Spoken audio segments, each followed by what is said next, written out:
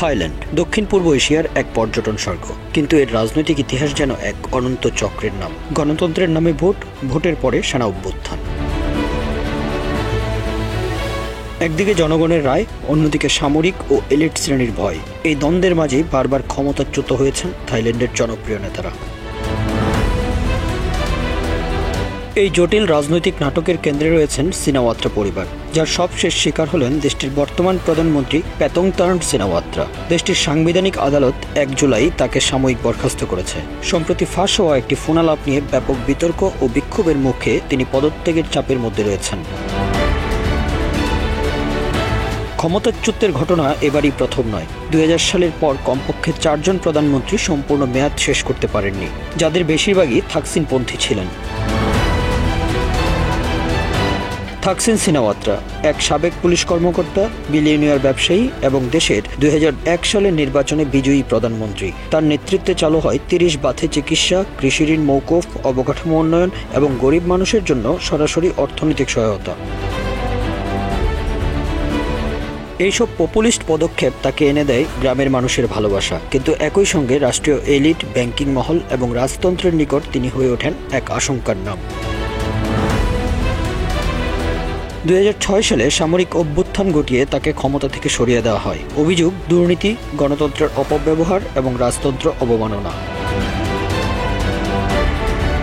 তারপর থেকেই শুরু হয় এক দীর্ঘ লড়াই। থাকসিনের অনুসারীরা লাল শার্ট নামে রাস্তায় নামে, অন্যদিকে সেনা, রাজপরিবারপন্থী এবং শহরে মধ্যবিত্ত হলুদ শার্ট হয়ে বিরোধিতা করে।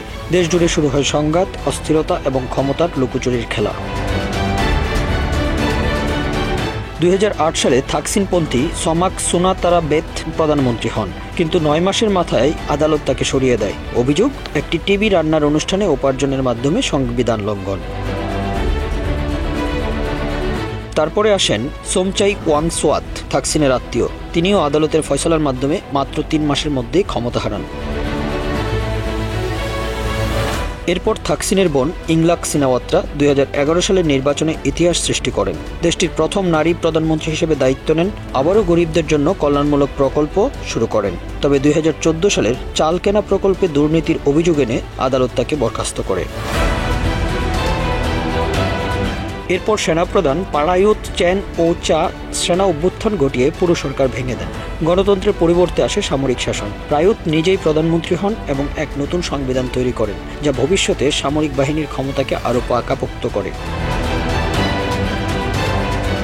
এই ধারাবাহিক অভ্যুত্থান শুধু থাইল্যান্ডের রাজনৈতিক স্থিতিশীলতাই নষ্ট করেনি, ধ্বংস করেছে দেশটির গণতান্ত্রিক মূল্যবোধ। প্রতিটি নির্বাচিত নেতার বিরুদ্ধে যেন নির্ধারিত সময়ের আগেই অপেক্ষা থাকে অভ্যুত্থান বা আদালতের রায়।